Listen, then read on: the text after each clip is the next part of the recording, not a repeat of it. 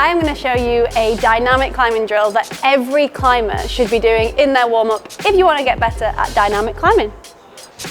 Dynamic climbing is moving with momentum up the wall, and it makes climbing so much easier, so everybody should be doing this.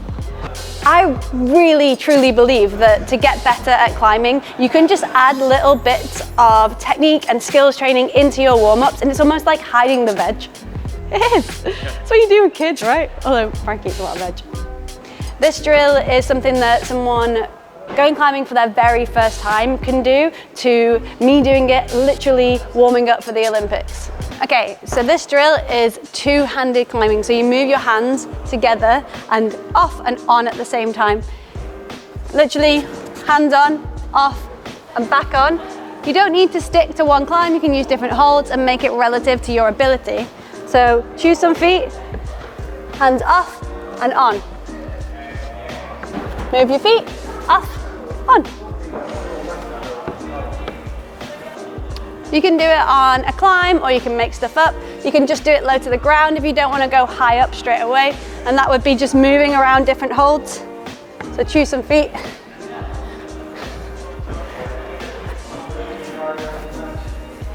We're looking to find a good rhythm, and what you'll find is if you pull on, keep your arms nice and straight, bum down, and then as you go for the next hold, think about where your hips go. So hips, hips, hips, hips come up, in, and then reach. So it looks like this, up, in, reach. So we start down, up, in, reach. And you'll kind of hit this almost weightless position where that's when you move your hands. This is going to be easier on a more vertical wall and get harder and harder as the wall gets steeper, but you can do this on any angle and it'll really set a rhythm for your climbing.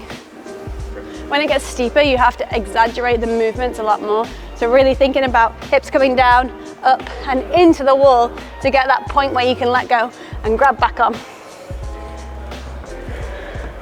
Down, up, in, down, up, up.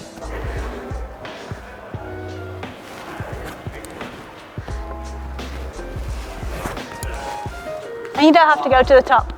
Be sure to play around with this, try it on steeper angles, try going sideways. When you go sideways, you will need to think about where your hips are going and where your feet are so that you can move along the wall without swinging off.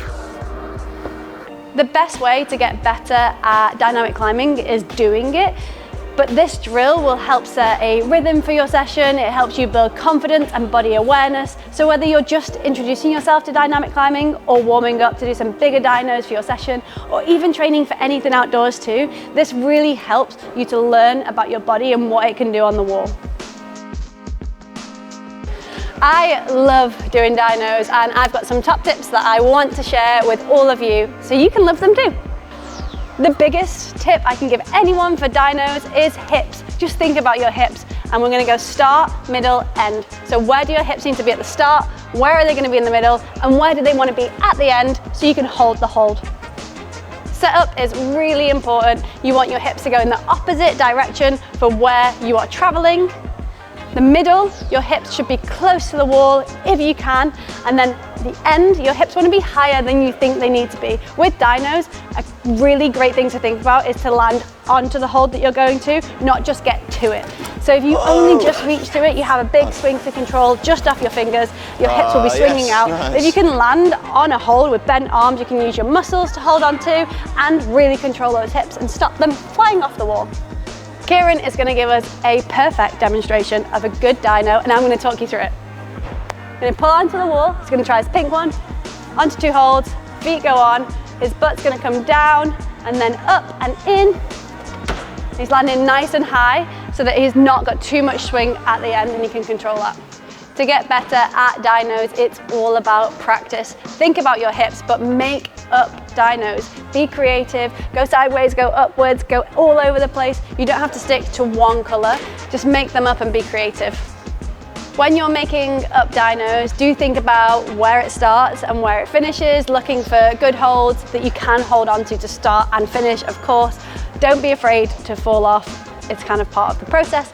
But if you want to learn about what your body's doing on the wall, have someone film you and have a look back at it, because often you look so different on the wall to what you actually think you look like. Trust me.